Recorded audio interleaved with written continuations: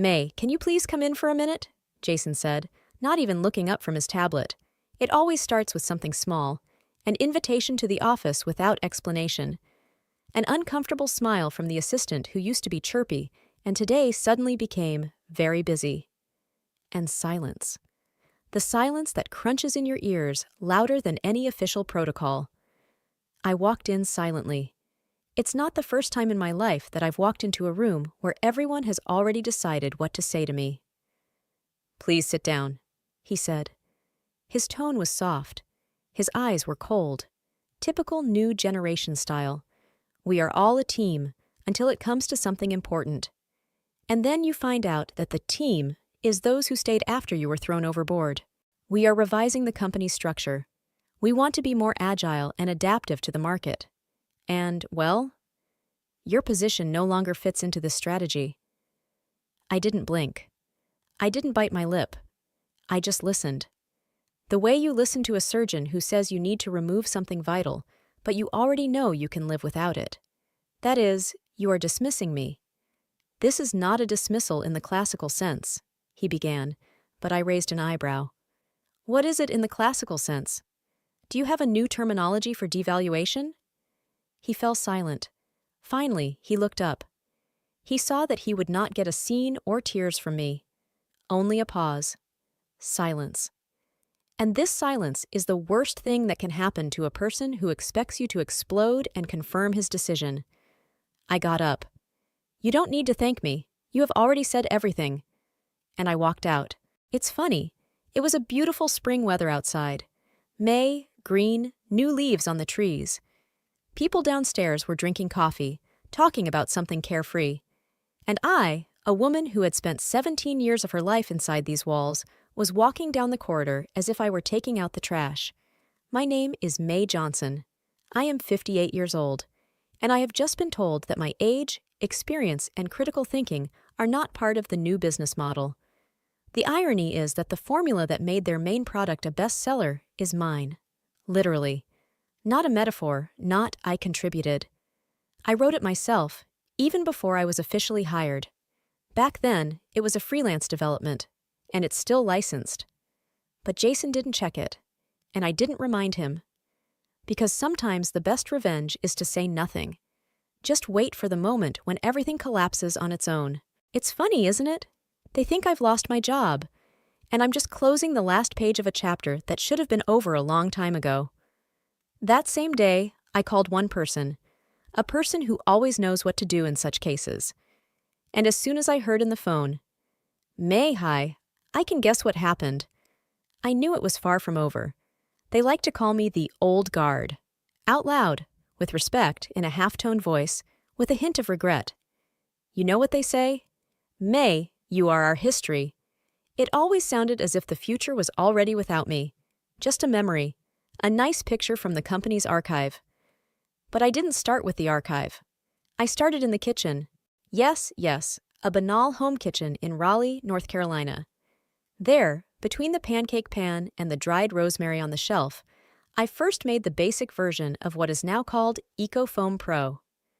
Back then, it was simply Liquid May, named as a joke by my husband, whom I still loved at the time, and who did not yet run away from life at the first smell of fatigue.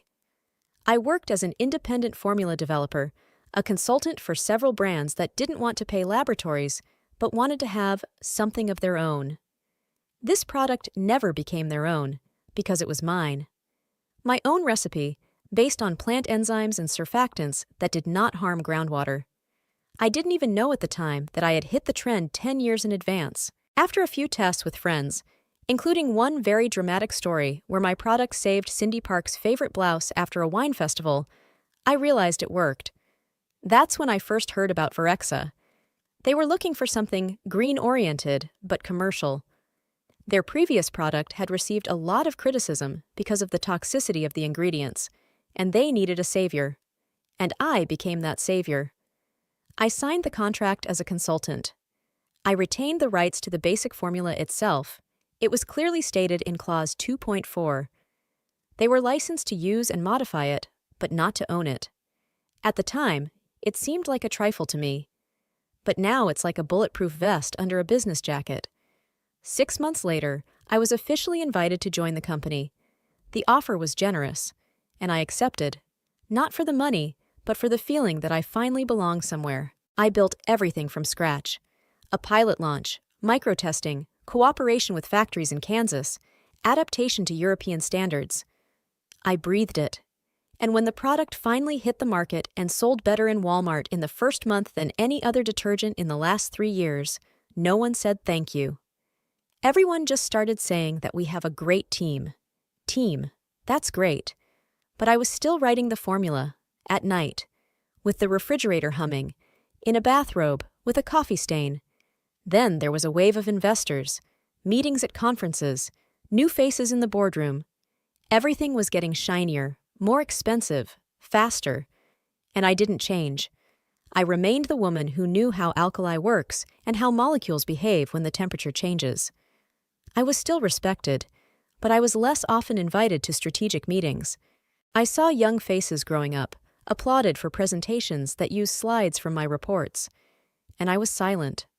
Not because I was weak, but because sometimes silence is a form of preparation. Do you know what it feels like when you see others building a tower out of the blocks you brought in your suitcase? But they are already convinced that these blocks have always been there? This is not an insult. It's just curiosity. When will it collapse? The first time I noticed that something had changed was the tone. Not the words. It was the tone. Young managers started responding to me in emails, not with, "Yes, May, thank you for the clarification," but with, "We've already decided that way, but thank you anyway." As if I were not part of the decision, but a friendly sign at the entrance. Then the invitations to the morning management meetings disappeared. They just stopped coming. I thought maybe it was a mistake. Until I walked in one day by chance and saw the words R&D team led by Connor Wexley on a slide. Connor, 7 months in the company, my subordinate. The guy who once brought slides to a presentation in Comic Sans and didn't understand why it was a problem. He was applauded. I was just standing by the door at the time. No one noticed me. It was the first time I felt like a phantom. Then the restructuring began. This word in corporate parlance means, we don't know what we're doing, but we want it to look cool. Or, we know what we're doing, but we don't want you to understand what it is. Jason, the new CEO, was charming. He was the type of person who gets invited to TED Talks, even though their slides mean nothing. He always smiled in the same way, as if he felt a little bit superior to the rest of the world, but he didn't want to offend you. It's just a fact. "We need an injection of fresh blood," he once said at a meeting. "The company has grown through experience. Now it's time to grow through speed." The room was bursting with enthusiasm. I was bursting with inner silence, because experience is not weight, it is an anchor, and they decided to cut the ropes. That same month, they fired Glenda, the best quality technician I'd ever known, who was 61. Jessie was hired to replace her, 26 years old. Her LinkedIn bio began with the words ambitious storyteller. Not a technologist, not a chemist, but a storyteller. Funny, if not so painful. When I tried to explain why it was impossible to change the dosage of one of the ingredients without recalculating the stability, I was told, "You are thinking very fundamentally. We want to move faster." "May, you're getting too technical," Connor said. "This is a time for results, not details." I looked at him. I just nodded. That evening, I opened the safe at home. I took out the same old hard drive, the one that held the first version of the formula. It was labeled, marked. Everything, down to the second of creation. And the realization that I was holding not just data, but control. Not because I want to take revenge, but because they are already taking revenge on me, for reminding them of the depths when they only want to skim the surface. When you are not invited, it's one thing. But when someone deliberately erases your presence, it's something else. This is politics. One morning, I logged into the internal document system, looking for an old presentation for an audit. I came across a file labeled Product Legacy Review. I opened it and froze. A document marked Used for External Communication, that is, for investors. Inside was the story of the creation of EcoFoam Pro. Not a word about me, not a single line, not a single mention. The author of the development is R&D lab team led by C. Wexley. I didn't even feel angry. Honestly, it was like a bad echo. You speak and you get nothing in return, as if you had never been there. But the most interesting thing was waiting at the end of the document. A section with the title, Transition from Proprietary Base to Optimized V2 Formula. And then, in the language of dry marketing, we have updated the formula to move from the old version to a more stable and scalable composition. The development was carried out by an internal team. The old version. I sat at my computer and kept silent, watching my product being called irrelevant, the one they were moving on from. I wondered, if it's so old, why can't they replace any of the key components without my coding? And most importantly, why am I finding this by accident? The next day, I made an appointment with a lawyer I had worked with 10 years ago. Her name was Brenda. She specialized in intellectual property. She was straight as a ruler, smart as most people only dream of appearing. "Is our formula agreement still alive?" I asked, handing her copies of the documents. She flipped through a few pages and stopped. "May, it's not just alive, she's armored. You keep the property. Their use is limited in time. And most importantly, any modifications created on the basis of your original remain legally derivative. You can call them for an audit." I nodded. That was all I needed to hear. And it was that night, at home, that I decided to go through my corporate email archive for the first time. Because one thing was running through my mind. If they were planning to change the formula, they definitely consulted, and they definitely left a trace. At 3 a.m, I came across an email sent by accident to a joint group with the lawyers, and to which I was obviously not supposed to be included. The subject line, EcoFoam Formula, what you can and can't get around. And then I saw something that made even me, a person with experience in battles, a little numb. Our goal is to create something similar, but legally non-identical. If we can change 15 to 20% of the structure, we may be able to position the new formula as an independent one. We need to avoid mentioning MJ in any communication. Jason W. Not May. It's MJ, not redesign, but bypass. Not collaborate, but exclude from communication. I was sitting in the darkness of the kitchen, with the same cup that still remembers the first sample of the product, and I thought, did they really think I was blind? The first week after the launch was like a puppet show. Smiles, press releases, enthusiastic LinkedIn posts from new interns who had seen the product but never held it in their hands. "We have launched a revolution in eco-friendly home care, a new stage, new composition, a new era." These words looked like an advertisement for an anti-wrinkle cream. Lots of promises, zero substance. I didn't comment. Even in my head, I tried not to mock. I just watched. Do you remember how movies show explosion scenes in slow motion? That's how it was. The second week, I received the first calls from retailers I knew. One wrote, "May, you're no longer with us, but customers are returning the batch because of the pungent odor. Are you sure this is your formula?" Another, "The film after washing. People are asking what happened. We don't know what to say." And most importantly, Kate wrote to me. She has been working in customer service since my first year at the company. Her voice was always on the edge between caring and tired, but this time she sounded worried. "May, you haven't said anything official, I know. But tell me honestly, did you come up with this new lineup?" I took a sip of tea, and for the first time in a long time, I answered the way I wanted to. "No, Kate, it's not mine anymore." There was silence. Then relief. "I knew it. I'm sorry. It's just that people are calling." One children's center reported a rash in kids after washing toys.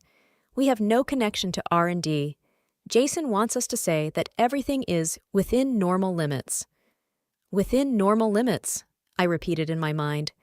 Like in a hospital, when a patient is not getting better, but not dead yet. A subcoma formula. And then I saw a scene that I still replay with barely restrained laughter. I walked into a small organic store where a saleswoman in her 40s asked me as if I were a regular customer, "Have you seen this new version of EcoFoam? It's not the same, is it? I think the old one was more natural." "Maybe," I replied. "The old one really knew what it was doing." She laughed. And I did too, inside. It's interesting how quickly a reputation is lost. Not loudly, but drop by drop, like a leak from a plastic canister. No one hears until there's a puddle. And the funny thing is, I was still silent. My legal agreement allowed them to use the original formula as long as they didn't change more than 30% of the composition. So, technically, the new product is no longer under the protection of the contract. So it was no longer my problem, but not their triumph either. They have fallen into the trap they dug for me. And me? I wrote it all down in my diary, wrapped a towel around my hair, made a green smoothie, and sat down to read the contract again. On page 9 was a clause that I had added at Brenda's suggestion. In the event of a public failure of a derivative version of the formula, the company undertakes to notify users of the return to the original composition. They thought it was just a checkbox. For me, it was a line of defense. In our first conversation, Laura said, "I knew you would come up with something. I was just waiting for you to say it." She was one of those people who never took center stage, but without whom something always broke down. The quiet front end that saved us from post-release disasters. After the layoffs, she applied for several positions, even traveled to Seattle for an interview. But her heart was still with us. That is, with me. We met at my house. Wine, cheese, a green folder. "It can still work," I said. "Just not there." Mailing, analytics, R&D, all departments that no longer existed in the company because they were absorbed by the innovation verticals. But the people remained. They wrote to me, not as a boss, as a person with whom it made sense. I started to make a list. Who else has passion? Who else remembers what a product is not for the sake of indicators? At the same time, I turned to Brenda, the lawyer who had handled my initial contract. She was working for herself. She had 2 kids, 6 coffee shops, and a habit of ending sentences with, "and that's not all." "You need structure," she said. "If you want to move, you have to move not as a person, but as an entity." "A company?" "Not yet. But a legal entity, yes. Register yourself. As a copyright holder. Make a separate protection for the entire line, from the name to the label. This is how the project called Clean Start was born. The name was temporary, but the essence is permanent. I created the concept of a new line based on my original formula, but with improved components, those that were too expensive at the time, but now they are affordable. Laura put together the design options. Owen, a former product designer, drew the bottle layouts on napkins from the bar where his girlfriend worked. We didn't dream of a startup revolution. We just wanted to bring back meaning. At one of the meetings we held in the kitchen of our apartment overlooking the parking lot, someone made a joke. "Is this the headquarters of a new brand?" I replied, "No, this is the headquarters of memory, because each of us had a memory, about how it all started, about how people worked not for the sake of KPIs, but for the sake of an idea. And this memory became a weapon, not against anyone, but for something. I set up a separate line of communication, not officially, but anyone who had contact with the affected clients of the old company could send them a letter with the wording, 'We know you are disappointed, and we hear you. You will soon find out where the real formula has gone.' While the old company was throwing money at crisis SMM campaigns and buying negative reviews on Google, we were compiling the first draft of technical documentation. I was not naive. I knew that the war would start as soon as they heard the name Clean Start. But I was no longer afraid, because I was no longer alone. I was in the kitchen when the phone rang. A classic of the genre, right? The water was still boiling. Ground cardamom was waiting in the cup. The screen flashed, unknown number. And I don't know what surprised me more, the call itself, or the fact that I immediately realized who it was. "May, hi, it's Jason." Pause. "Do you have a minute?" I remained silent just long enough for him to feel that he no longer had the right to ask me direct questions. "Yes," I answered briefly, sitting down in front of the window. The coffee never brewed, but the conversation was. "May, I'm not going to beat around the bush. We have a situation." Situation is a word that men in suits use when they talk about failure. The Environmental Inspectorate conducted an audit. It turned out that the new formula does not pass certification. In several batches, the level of ethoxylates was exceeded. We have temporarily stopped distribution. There is a risk of a recall. I took a pause, a psychological one, not because I hesitated, but because he had to feel the silence. It was part of my answer. We need your help. I know we didn't do everything right, but you could come back. As a consultant, temporarily, to... He didn't finish. Maybe because at that moment a lawyer entered the room. Maybe because the figure of a potential fine was already looming in his head. I closed my eyes, and I saw myself in the same kitchen a year ago, where I was manually weighing test tubes, where every drop had meaning. And now, the company wanted me to save what they had destroyed. Jason, I said slowly, you're not asking me to go back to the team. You're asking me to go back to chaos, and that's not the same thing. May, please, he said quietly. This isn't about us. This is about the market. We're going to lose partners. The shareholders are already calling. I can't keep control. You know what the worst thing about control is? I asked. It's always an illusion, and those who feel they are losing it have never had it. He fell silent, and I realized he didn't call because he believed in me. He called because he was scared, and fear is a bad motivator. If there is an official offer, I will consider it, I added, but on my terms. No hint of temporarily, no detours. I'll send everything to you by email. Thank you for listening. Don't thank me. We haven't even started yet. That evening I gathered the team. It's still the same room, my kitchen, but the air was different. It already had the smell of a real beginning. They are bending, Laura said. You mean, he called? I nodded. Then we need to hurry, because if they lose the market first, they'll start digging. Deep. I pushed aside the folder with the drafts of the new brand. We're not in a hurry, I said. We're calibrating, because I was no longer playing the game of reactions. Now it was my game. It was the annual industry conference Cleanform Expo. It was a gathering of startups, chemists, sustainable beauty brands, environmental investors, and, of course, the media, who love public scandals with a greenwashing flavor. This year's theme sounded almost comical. Pure formulas, pure values, pure leadership. The company that fired me was on the list of main sponsors. They were supposed to speak about an innovative approach to reformulating classic recipes. It's ironic, isn't it? I found out about this conference while I was still making coffee in my kitchen, with my laptop holding 2 books and 1 hope.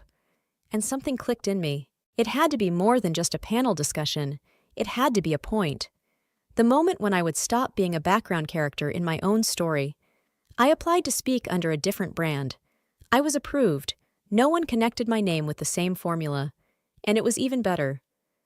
I walked into the conference room without a badge, without PR, without a LinkedIn entourage. I had 1 sheet of paper and a certificate. The room was white, sterile, with cheap microphones and coffee that tasted like just boiled forgotten. In the front row sat people who once couldn't live without me on Slack, but now didn't recognize me, or pretended not to. And our next speaker? The moderator didn't even try to hide his indifference. I stood up, slowly, without slides, no screensavers, just my voice and a document. My name is May Johnson, 58.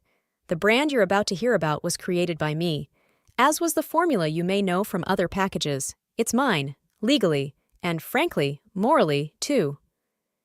Something clicked in the room. Not the equipment. It was people. I didn't shout. I did not accuse. I just showed them certificates, tests, documents, dates, things that don't require emotions. And then, I put up the last slide. There was only 1 sentence on it.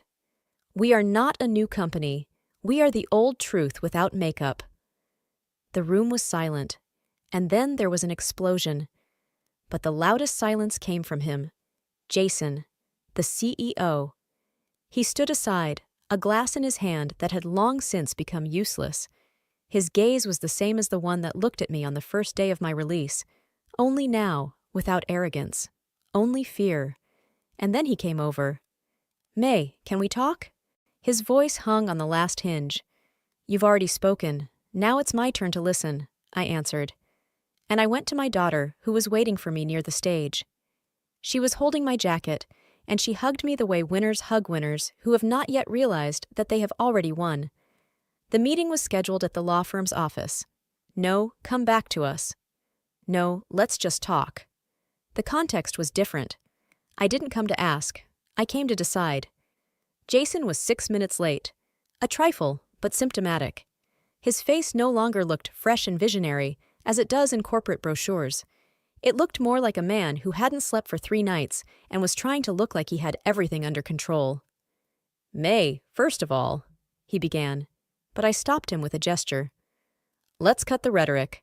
We have 45 minutes. Start." His voice trembled slightly as he laid out the proposal.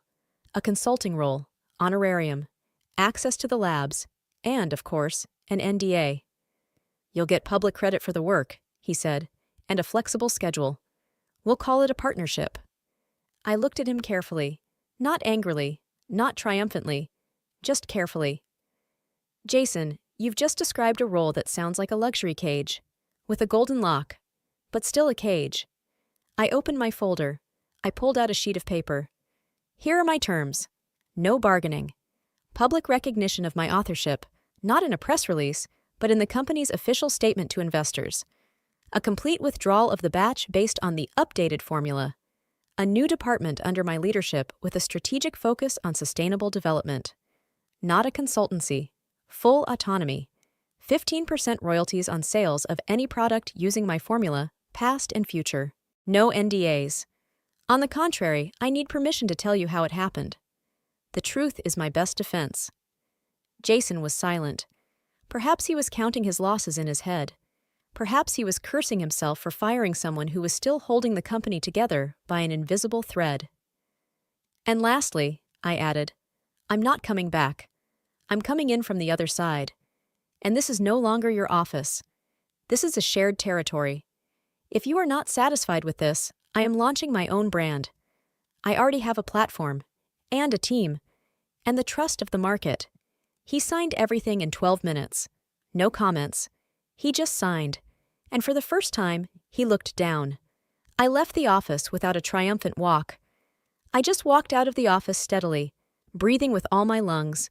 The street smelled of ozone and wet asphalt. I looked up. It wasn't about retribution. It was about balance. I stood at the window of my kitchen, the same one where it all started. Water for tea was slowly boiling on the stove. Outside the window, the evening sky was filled with peach and lavender colors. I held an old ceramic plate in my hands, the same one I used to serve the first test batches of the product. It was cracked, but I didn't throw it away. I never threw it away, because in every line of that crack there was a mistake, an attempt, a repeat, an improvement. I put the plate on the table and slowly sat down. No one was calling. No one was waiting for a report. There were no calendars with red marks. The silence no longer scared me. It belonged to me. Brenda sent a message. "They've issued an official acknowledgement. Point 1 is complete." I smiled. Not for show, not for revenge, just relieved. The next message was from the new team. "The first samples are ready. We are waiting for your final approval." I didn't answer right away. I just looked at the kettle, which was already starting to whistle softly. For the first time in years, I didn't feel like I had to prove anything, because there was no more them. There was only us. There was me. I took a spoon and carefully scooped up some of the new product from the jar that had been handed to me from the lab. The taste was the same, but now, without the taste of compromise. The doorbell rang. It was Celine, a former analyst who was now heading up the new development department in our initiative. "Sorry to drop by unannounced. We just signed our first major partner. You need to see this." She pulled out a tablet, the contract, the terms and conditions, and most importantly, the logo, a new one, without my name, but with my handwriting, my formula, my idea. "They want to go international with a launch in Vienna," Celine said, "and they want you to be the face of the launch, not as a CEO, but as a symbol." I smiled, and this time, not only with relief, but also with ease. "I'll think about it, but let's start with tea. I have a wonderful bergamot tea." We sat in the kitchen, just like before, like we always do, but now, without plans for survival, only for development. I looked at that cracked plate again, and for the first time in my life I thought, perhaps these cracks are not to hide them, but to let light pass through them.